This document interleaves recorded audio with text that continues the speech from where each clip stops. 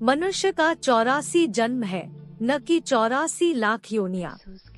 अब यह जो हम कहते हैं कि प्रभु हम बच्चों को उस पार ले चलो, उस पार का मतलब क्या है?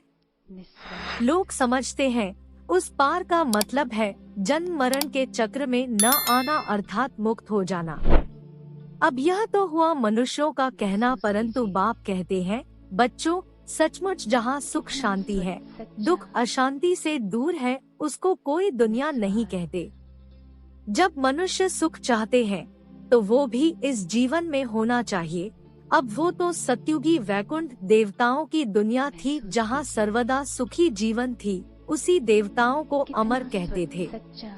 अब अमर का भी कोई अर्थ नहीं है। ऐसे तो नहीं, देवताओं की आयु इतनी बड़ी थी जो कभी मरते नहीं थे। अब यह कहना उन्हों का राम है, क्योंकि ऐसे है नहीं। उनकी आयु कोई सत्युग त्रेता तक नहीं चलती है, परंतु देवी देवताओं के जन्म सत्युग त्रेता में बहुत हुए हैं। 21 जन्म तो उन्होंने अच्छा राज्य चलाया है, और फिर 63 जन्म द्वापर से कलयुग के अंत तक, टोटल उन्हों के जन्म चढ़ती कला वाले 21 हुए और उतरती कला वाले 63 हुए। टोटल मनुष्य 84 जन्म लेते हैं। बाकी यह जो मनुष्य समझते हैं कि मनुष्य 84 लाख योनियां भोगते हैं, यह कहना भूल है।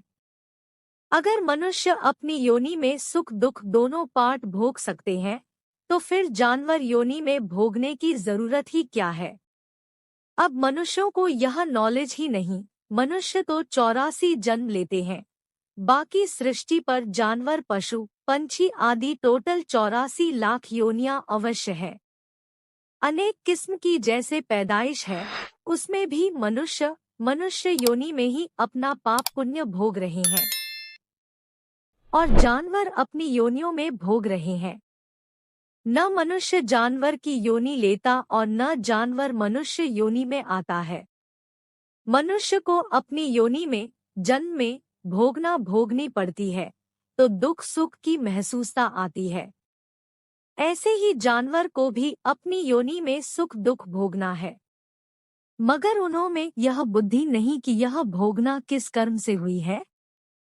उन्हों की भोगना को भी मनुष्य फील करता है, क्योंकि मनुष्य है बुद्धिवान। बाकी ऐसे नहीं, मनुष्य कोई 84 लाख योनियां भोगते हैं। जैसे देखो, गुरु नानक साहब ने ऐसे महावाक्य उच्चारण किए हैं, अंतकाल में जो पुत्र सिमरे ऐसी चिंता में, जो मरे सुअर की योनि में वल वल उतरे। परंतु इस कहने का मतलब यह नहीं है कि मनुष्य कोई सूकर की योनि लेता है, परंतु सूकर का मतलब यह है कि मनुष्यों का कार्य भी ऐसा होता है जैसे जानवरों का कार्य होता है। बाकी ऐसे नहीं कि मनुष्य कोई जानवर बनते हैं।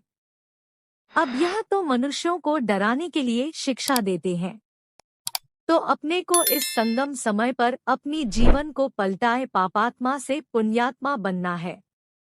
अच्छा, ओम शांति।